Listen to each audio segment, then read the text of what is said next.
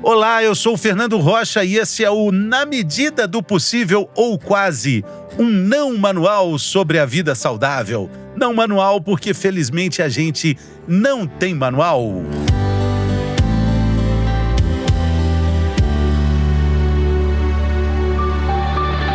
Suplementos, como e quando usar? Pode ser para emagrecer, pode ser para ganhar músculos, pode ser para acelerar o metabolismo. Os suplementos podem ser usados por muitos motivos, a lista é imensa. Mas quais são os cuidados? Como saber se, de fato, você precisa ou não precisa de um suplemento? Quem participa do episódio dessa semana tem a resposta para essas e muitas outras perguntas. É uma craque no assunto, uma queridíssima nutricionista, a Raquel Francischi. Que alegria ter você aqui, Raquel. Bem-vinda. Obrigada, Fernando. Um prazer. Muito bacana falar sobre isso. A gente já teve a oportunidade de conversar muitas vezes no programa Bem-Estar, né? Você sempre era uma convidada de honra com assuntos dos mais diversos. E agora a gente fala sobre suplemento. Tanta gente fala sobre suplemento, tanta gente usa suplemento. Dá pra gente dizer que muita gente não usa de forma correta, né, Raquel? Olha, exatamente. A gente tem até estudos, né, sobre o consumo, quanto vem crescendo o consumo de suplementos e os riscos associados quando esse consumo não é feito da maneira adequada. Então, eu acho que é um tema muito interessante. Parabenizo a escolha dessa pauta, porque a gente pode ajudar muita gente com essa conversa. Como é que a gente pode saber como é que é feito o diagnóstico da necessidade da suplementação? É o nutricionista que dá esse diagnóstico? Geralmente sim, o nutricionista ou o médico que está avaliando o paciente, mas o nutricionista é o profissional mais habilitado para isso, porque o suplemento ele vai complementar o que a alimentação não está provendo para esse paciente. Então, no mundo ideal, nós comeríamos exatamente as quantidades de vitaminas, de proteínas, de todos os nutrientes que a gente precisa e a gente teria uma vida plena e saudável. A gente sabe que não é bem assim, muitas vezes a gente não consegue só através da alimentação e aí a gente usa o recurso da suplementação para repor alguns nutrientes que estejam em déficit na alimentação ou até que parece que na alimentação está indo bem, mas por alguma questão aquele metabolismo está precisando de uma quantidade maior que só na comida não está sendo suficiente. E a partir daí a gente vai... Bom, essa é a questão, essa é a premissa básica. Mas aí existem modulações para esse uso, tipo, vou substituir a refeição por um suplemento, vou usar um suplemento para ganhar músculo, para aumentar o metabolismo.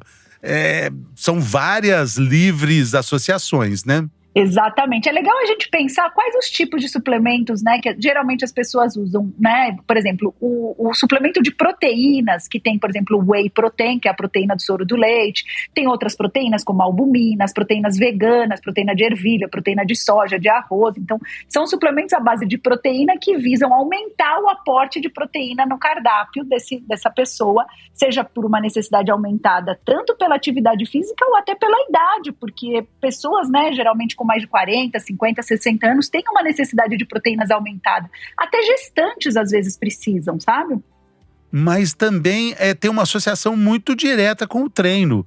Usar o whey protein, talvez o mais famoso dos suplementos, o mais conhecido, talvez o mais usado, não sei ao certo, mas as pessoas usam... tem até muitas dúvidas com relação a isso. É antes ou depois do treino, né? O whey protein. Perfeito. Por que essa necessidade do treino? O treino, ele aumenta a necessidade de recuperação muscular, e o músculo é feito de proteínas. Basicamente, o músculo é feito de proteínas, carboidratos e água. Então, a gente vai precisar desses 3 nutrientes. Quando a alimentação não está sendo suficiente no aporte de proteínas, justamente porque o treino aumenta essa necessidade, a gente vai fazer uso do suplemento. Hoje em dia, a evidência, né, dos estudos vem mostrando que não tem um horário exato, pré-treino, pós-treino. É importante consumir ao longo do dia a quantidade ideal de proteínas para aquele metabolismo. E pode ser em várias tomadas ao dia. Pode ser um pouco de proteína no café da manhã, um pouco no almoço, um pouco no jantar, que geralmente é o que a gente faz. O que acontece é que nos Quando a gente faz o treino, por exemplo, de uma musculação, um treino muito intenso, um crossfit, alguma coisa, e a gente vai demorar para fazer uma refeição, então vamos supor, eu acordo, treino e só vou almoçar 4, 5 horas depois, aí é indicado tomar o suplemento logo depois do treino, né, no pós-treino, para garantir que esse músculo exercitado receba os tijolinhos de proteína. Mas não precisa ser o whey protein, gente. Vamos lembrar que pode ser na comida. Eu posso comer ovos mexidos, eu posso comer uma bela pasta de tofu se eu sou vegano. Então, eu posso encontrar esse nutriente em várias formas. É que o povo gosta porque é prático, né? Você põe o pozinho, a água e já garante ali. Exatamente. Aliás, existe muitas dúvidas, né, sobre o que comer antes e depois do treino, né? Exatamente, antes e depois. Antes é importante a gente ter um metabolismo ativo, então normalmente se recomenda uma porção de carboidratos, às vezes a própria cafeína, que é um estimulante, um ergogênico, que a gente diz que dá um estímulo para o treino, mas tem pessoas que treinam super bem em jejum, sabe, Fernando? Então hoje não tem uma resposta qual é o ideal. A maioria das pessoas acaba sentindo um pouco mais de fraqueza se treina totalmente em jejum, dependendo da intensidade do treino. Então, nós, nutricionistas, geralmente recomendamos, come uma fruta, né? Come pelo menos alguma coisa, um carboidrato antes do treino. E no pós-treino, quanto antes você fizer uma refeição balanceada, nutritiva, melhor é para os seus músculos. Então, por isso entra os famosos shakes. E tem pessoas que não só suplementam a proteína, suplementam o que chamam de hipercalórico, que é um suplemento que, além de proteína, vai ter carboidrato junto ali dentro desse pó, para garantir a reposição, né, dos nutrientes que foram queimados na energia do treino. Porque quem quer ganhar massa não pode também emagrecer demais, sabe? Então a gente tem que fazer esse cálculo ali. E apesar do nome curioso, né, essa associação é uma questão curiosa, porque a gente fala suplemento, então a gente já associa com o acrescentar. Mas apesar disso, existe uma procura grande do suplemento num processo de emagrecimento, né? Interessantíssima essa sua pergunta, porque justamente esses suplementos, eles acrescentam calorias, muitas vezes no cardápio. Se for um suplemento à base de carboidratos ou de proteínas, eles vão ter calorias. Existem outros suplementos, como a base de cafeína, termogênicos, como se diz, cúrcumas, etc. Esses não têm calorias, mas todos os que são à base de carboidratos e proteínas têm calorias. Mas o gatilho é que muitas vezes eles podem saciar uma fome. Então, em vez de você treinar, passar numa padaria, comer uma coxinha, tomar um chocolate, comer alguma coisa, você toma o suplemento e fica saciado e não vai comer ultraprocessados. Nesse aspecto é recomendado, sim, acaba sendo uma vantagem. Mas por ser um produto em pó, fortificado com outros aditivos ali alimentares, nem sempre trocar uma refeição nutritiva balanceada à base de comida de verdade vai ser mais saudável. Na verdade, eu diria que nunca é mais saudável, né? Comida de verdade. Sempre que a gente busca informações sobre os suplementos, existe sempre a recomendação séria da busca e da procura do equilíbrio com a comida de verdade. Aquela velha frase, né? Desembalar menos e descascar mais, né, Raquel? As nutricionistas adoram esse mantra, né? Mas o suplemento, ele passa um pouco do lado disso aí, né? Tá. Se a gente começa a substituir refeições por suplementos, se busca aí no processo de emagrecimento ou para ganho de músculo, massa muscular, a gente vai um pouco se afastando da comida de verdade. Corremos esse risco? Corre sim, e é uma preocupação crescente das autoridades de saúde, porque a publicidade desses produtos, ela é muito sedutora, né? Sempre são corpos, né, muito musculosos, muito esbeltos, que atendem essa estética de esporte, né, com um biotipo muito desejado hoje, né, nas nossas redes sociais, por assim dizer. Só que não é porque você toma aquele produto que você vai ter aquele resultado. Muitas vezes depende de muito treino para aquilo e um ajuste da alimentação, porque eu posso tomar o suplemento no pós-treino e me entupir de pizza e fast food, que eu não vou ter o resultado na composição corporal. E tem uma coisa importante, né? No suplemento a gente colocou ali, então, por exemplo, alguns à base de proteína vai ter a proteína, pode ter um pouco de cálcio, talvez uma vitamina C ou D ali, mas é só isso. Na comida de verdade, eu vou ter mais 30 outros nutrientes, vitaminas do complexo B, selênio, magnésio, um monte de outras moléculas que o suplemento não tem. Então, sempre a vantagem é da comida fresca e de verdade, mas quando não tem, muitas vezes no pós-treino ou na substituição de um lanche à base de ultraprocessados, para quem está fazendo atividade física, o suplemento pode ser recomendado sim. E o suplemento é calórico.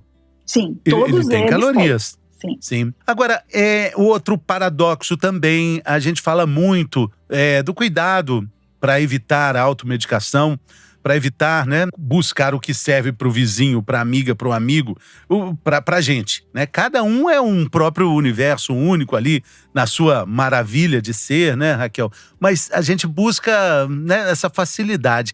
O suplemento não é exatamente um remédio, mas ele entra também nessa conta da automedicação, quando você, por conta própria, vai tomar seu whey protein antes de fazer uma corridinha ou depois? Vai. E esse é um grave problema de saúde pública. Tem um estudo norte-americano que avaliou a quantidade de suplementos automedicados, né, que as pessoas decidiram tomar, e ele observou um número muito alto de internações e de hospitalizações por uso de suplementos, algumas, especialmente em jovens, adolescentes, né, alguns casos que vieram a óbito, Fernando, de tão grave que é.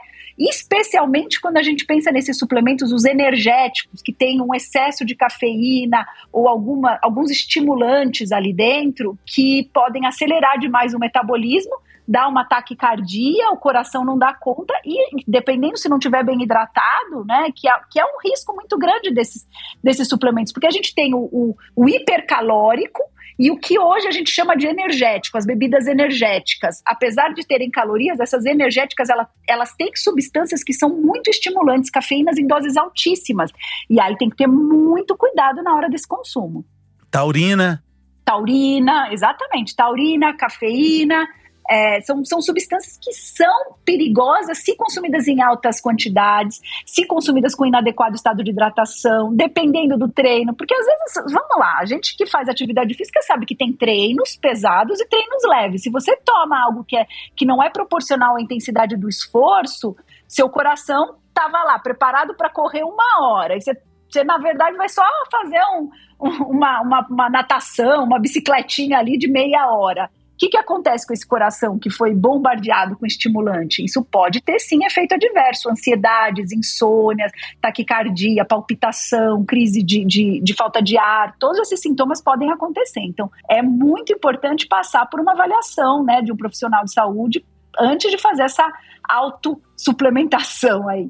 Isso é muito importante. Até um exame mesmo, um exame de sangue para perceber essas reais necessidades, né? Existe, como você disse no início da nossa conversa, um exagero muito grande com relação a isso, né? E as academias acabam propagando essa informação de que você precisa tomar, às vezes até mesmo em cápsulas, né? Algo que vai acelerar o metabolismo e você depois ainda vai para uma esteira, ainda vai pegar um peso, ainda vai acelerar ainda mais, vai para falar em ganho de peso, né? Vamos queimar tudo, vamos queimar mesmo. Pode ser um erro, assim, absurdo, né? Exatamente. E além isso a gente está falando dos suplementos que são os nutrientes, fora todos os anabolizantes, por exemplo, os hormônios, que muitas vezes a gente também vê sendo medicados, muitas vezes também com automedicação, com algumas condições bem, bem complexas, com risco sim. A gente tem ali algumas evidências, né, com os cardiologistas chamando atenção para o uso dessas substâncias que muitas vezes não tem indicação clínica mesmo e vai trazer prejuízo no longo prazo. Raquel, quando a gente entra numa loja que vende suplementos, a gente fica invariavelmente confuso com aquelas cores, aqueles potes, eles brilham, né? Bate a luz ali, a luz reflete, existem apresentações diferentes, tamanhos diferentes dos potes, a tampa é colorida de um jeito, tem também em barra, né? Tem para formato assim de chocolate. Como é que a gente pode ter informação sobre a qualidade desses produtos? O preço já dá uma ideia, mas esse é o único fator. Qual a dica importante para a gente decifrar essas lojas? Ó, adorei a pergunta, Fernando. Você sabe que faz uns anos o Comitê Olímpico Internacional avaliou o grau de pureza de vários suplementos, né? Vários suplementos no mercado, para ver se realmente o que o rótulo dizia que tinha, se tinha mesmo lá dentro. E, assim, inacreditável. De cada 4 suplementos, um estava adulterado, ou seja, tinha outras substâncias além das informadas no rótulo, e muitos, com essas substâncias que não estavam declaradas, eram doping para os atletas. Né? São substâncias ilícitas para o desempenho esportivo. E aí que mora o problema, né? A gente compra um suplemento e começa a achar que ele tá ótimo, é uma proteína, mas eu tô com tanta energia. Bom, mas também o que será que tem lá dentro junto com essa proteína? Pois então, é, o nosso Stupe aqui, meu engenheiro de áudio, tá lembrando que a Bia Haddad passou por isso com um suplemento adulterado. Pois é, Ela exatamente. Ela foi suspensa por causa disso, comprou ali, certamente o pote devia estar lindo, né? Devia estar maravilhoso. Talvez até nem brasileiro era, né? Porque são importados, são produtos importados na maioria das vezes, né? Sim, a gente tem um mercado nacional que é muito bom e a gente também tem um mercado internacional. E é assustadora essa frequência, né? 25% dos suplementos com adulteração. Inclusive o Whey Protein, foi feito também outro estudo que encontra, por exemplo, contaminação com chumbo, com cádmio, com metais pesados lá dentro. Então, tem que tomar cuidado. Como que o paciente, o cliente, o praticante de atividade física pode tomar a decisão? Dificilmente vai ser o vendedor da loja a pessoa mais idônea para recomendar um produto, né? Então, não vai. Tomar muito cuidado com isso. O primeiro passo é, antes de comprar o suplemento, antes de chegar na loja e ficar seduzido por aqueles montes de cores e promessas, dá uma olhada na alimentação para ver, puxa vida, minha alimentação está mais capenga de proteínas, eu não tenho tomado meus ômegas suficiente. Isso acaba sendo importante passar por um nutricionista para ver o que está faltando. Aí decide qual o melhor horário para fazer essa reposição. E aí fala, não, eu vou comprar um suplemento à base dessas vitaminas, desses ômegas, ou à base de proteínas, ou à base de calorias, né? Eu tenho pacientes que querem ganhar massa, por exemplo, Fernando, é tão difícil ganhar massa para quem quer ganhar e crescer e ganhar peso, como é para uma pessoa que está acima do peso e quer emagrecer. Então, às vezes, você precisa ter esse hipercalórico que a gente chama para ajudar. E aí a gente monta isso e aí a gente separa 5, 6, 7 marcas, né? Sabores, produtos diferentes, e aí sim você vai lá na loja, acaba escolhendo qual daqueles sabores, qual daquelas marcas você gostaria. Então, eu acho que uma indicação do profissional é sempre o melhor caminho, porque é baseada na própria alimentação, no que falta no teu dia a dia. Exatamente, essa informação é preciosa, porque essa informação do profissional de nutrição, da nutricionista, vai ajudar também na dosagem, porque é muito difícil você chegar em casa com aquele pote imenso, colorido, aí coloca lá na sala, né, para todo mundo ver que fica bonito mesmo, né? Fala, ó, que bonito que eu comprei, custou caro e tudo. E quanto? Aí vai pôr ali, vai misturar o quê? Põe leite, põe água, põe uma bananinha pra ficar mais cremoso e tal. E não, você perde totalmente a noção. E se der fome de novo, como é que faz? Isso aí pode ser a diferença entre fazer tudo errado e fazer tudo certo, né, Raquel? Nossa, e bora perder o treino, né? Porque a pessoa tá lá malhando uma hora, aí chega em casa, come 500, 600 calorias extras de suplemento que não estavam no cardápio. Porque vai dar fome, vai dar fome. Vai dar fome. Aí, em vez de emagrecer, de repente começa a ganhar gordura. Aí tava fazendo treino para perder gordura abdominal e aí tá ganhando gordura abdominal. Você tem toda a razão. Pode sair completamente ao contrário do objetivo esperado. Tem uma dúvida também, esse Whey Protein, você vai usar ele sempre quando tiver gasto calórico, ou você pode tomar um café da manhã só de Whey Protein? Pode se esquematizar assim? Olha, essa é uma estratégia que a gente usa assim, como prescrição para pessoas que não estão conseguindo fazer um café da manhã adequado, uma ingestão adequada de proteína, e isso está comprometendo tanto o treino como a massa muscular. Então a gente pode sim fazer um café da manhã à base de um shake de Whey Protein. Às vezes a gente sempre mistura, né, um leite vegetal ou água, uma fruta, ou leite mesmo, depende da necessidade de cálcio ali do paciente, mas às vezes pode sim substituir uma refeição. Dificilmente a gente usa isso para substituir um almoço que tenha, sabe, uma saladona, cereais integrais, uma proteína magra, etc. Nunca um copo de alguma coisa vai substituir uma refeição de verdade. Mas às vezes um café da manhã, um lanche da tarde pode ser uma ótima pedida, dependendo das necessidades do paciente. Exatamente, mas é preciso de orientação, porque cada caso é um caso, cada um tem uma rotina de gasto calórico, né, Raquel? Não dá para fazer isso da própria cabeça, né? Olha, você sabe que é tão interessante que eu sou nutricionista há 22 anos e resolvi calcular, por exemplo, a minha ingestão, quanto eu consumo de proteínas agora já nessa fase da vida, com filhos crescidos, etc. E eu achei que eu estava consumindo suficientes proteínas no meu dia, né? Embora eu seja ovo-lacto-vegetariana, e estava lá, checando. Fiz uns 2, 3 dias, eu fiquei em choque que eu não consumia a quantidade de proteínas para os treinos que eu faço. Aí eu falei, nossa, eu vou precisar de uma reposição, como que eu faço? E aí você começa a estudar. Então, dependendo do treino e do corpo, então a gente calcula em função do peso de massa magra, do peso corporal, da estatura, essa necessidade, e aí fala, não, tá um déficit médio de 15 a 20 gramas de proteína por dia. Não, são 40 gramas.